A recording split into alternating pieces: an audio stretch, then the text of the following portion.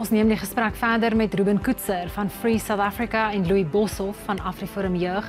Die EFF het nie op ons uitnodiging om deel te neem gereageer nie. Louis, wat presies eis julle van die universiteit?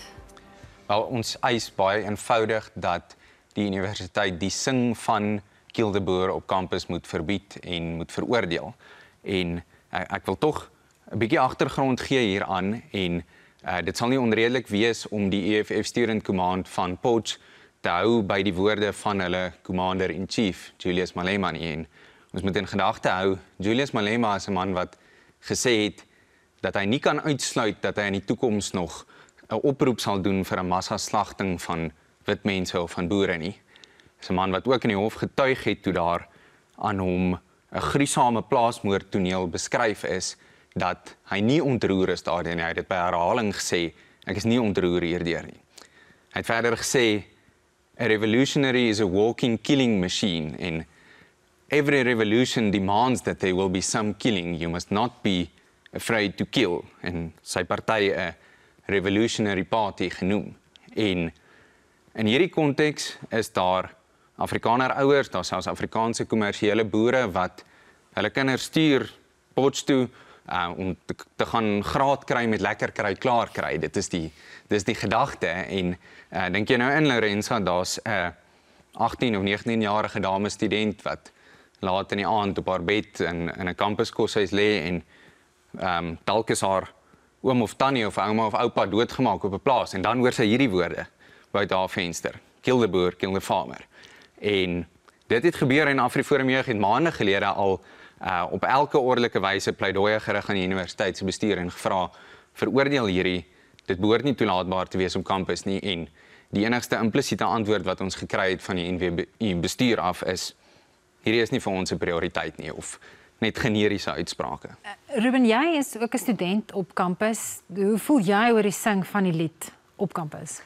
Lorenza, ek dink eerstens, soos wat Louis uitgewys het, ek dink dit is vir baie studente vrees aan die hand dat dit op kampus gesing word. 'n Kampus is 'n plek waar studente moet veilig voel. Dis 'n omgewing waar hulle moet leer en waar ons die leiers van die toekoms moet bou. So 'n universiteit moet in sy eerste instansie moet dit 'n akademiese instelling wees.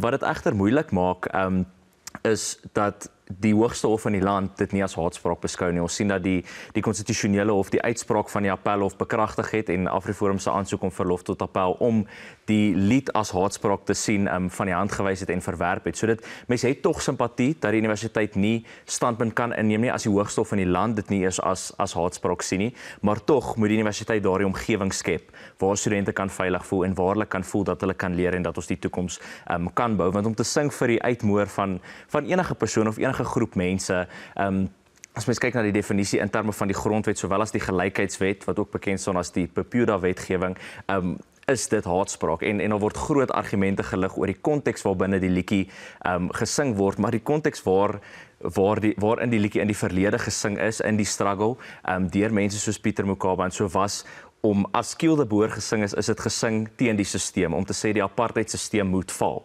Maar ons sien dat die konteks waarin dit vandag gesing word is heeltemal anders. Ons is in 'n vry demokratiese Suid-Afrika en die liedjie word nie gesing met daardie selfde veronderstelling waarmee dit in die verlede gesing word nie. En dit is iets wat mens duidelik na moet kyk en moet aanspreek, want ons opinie by Free is dat almal moet gelyk wees voor die reg en dat almal moet vryheid van spraak hê, maar sodra jy vryheid van spraak iemand anders affekteer, dan kan dit nie meer as vryheid van spraak beskou word nie. Louisa, julle sê dat die universiteit nie agter die konstitusionele hof uitspraak of die feit dat hulle nie die saak wou aanhoor nie, dat hulle nie daar agter moet skuil nie. Ja, so die universiteit is geensins gebind, dit behoort nie dis dalk 'n minimum vir hulle, maar dis nie waartoe hulle gebind is nie.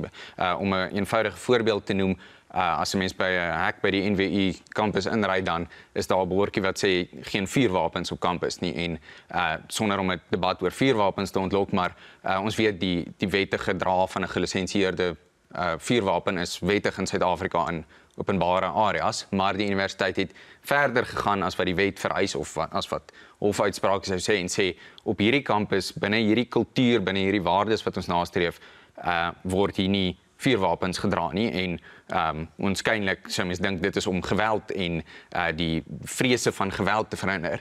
En is dit dan nie ironies nie dat die dra van vuurwapens is verbode, maar dit lyk vir ons om te skree shoot te boer, dit word verdra. En AfriForum Jeug sê net soos die universiteit verder kon gaan in ander opsigte, byvoorbeeld met vuurwapens, behoort die universiteit verder as die hofuitspraak te kan gaan en te sê hierdie lied wek steeds trauma, hierdie dreunssang is polariserend, dit is steeds glad nie wyd aanvaar nie en van AfriForum se kant af het ons al gesien waar daar plaasmoordtonele is, waar daar Kill the Boer op die muur geskryf is in 'n plaashuis. Ons het al getuienisse gehoor van slagoffers wat vertel het hoe 'n plaasaanvaller skree Kill the Boer, kill the farmer voordat 'n slagoffer met 'n assegaai gesteek is en dan is dit vanselfsprekend dat dit baie traumaties sal wees vir Afrikaanse studente om te hoor en dink ons dis net redelik van die universiteitsbestuur om te sê nie op ons kampus, nie op hierdie terrein waar ons 'n vreedsame leeromgewing wil handhaaf nie. Ruben, maar soos dinge tans staan vanuit 'n regsoogpunt, is dit nie hierdie studente, die EFF studente, is dit nie hulle reg tot vryheid van spraak om hierdie lied te sing nie? Lorenzo, in terme van wat die howe bevind het, is dit hulle reg om dit te sing, maar as ons kyk na die definisie in vryheid van spraak, spreek dit eintlik van 'n groter probleem wat ons howe moet aanspreek. Want artikel 16 van die grondwet sê mense het die reg op vryheid van spraak, solank as daardie vryheid van spraak nie lei tot diskriminasie teenoor ander groepe of geweld aan dit teenoor sekere groepe nie. Mens kan dit eintlik maklik deur 'n analogie uitbeeld. Vryheid van spraak kan gesien word as ek het die reg om my arm rond te swaai, maar sodra die rondswaai van my arm iemand anders raakslaan of iemand anders se reg om hulle arm rond te swaai affekteer, dan is dit nie meer vryheid van spraak nie. En dit is 'n groot verantwoordelikheid op ons howe om hierdie standaard wat hulle daar stel vir haatspraak aan te spreek. Want ons sien, en ek dink dit was in die verlede ook op 'n program van jou uitgewys, is dat daar onlangs 'n hofuitspraak was oor Kenny Kunene wat gesê het Julius Malema se kakkerlak en dit is as haatspraak beskou, maar om te sing vir die uitmoor en die vermoring van 'n sekere groep mense word nie gesien as haatspraak nie. So daardie standaard van haatspraak moet deur die howe aangespreek word sodat daar duidelikheid is.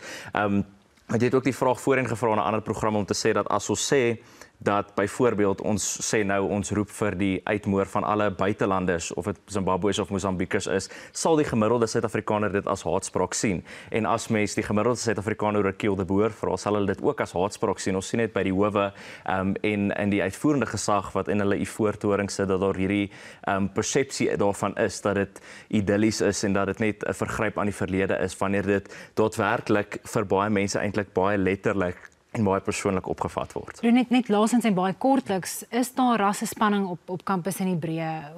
Hoe sou jy verhoudinge tussen studente beskryf?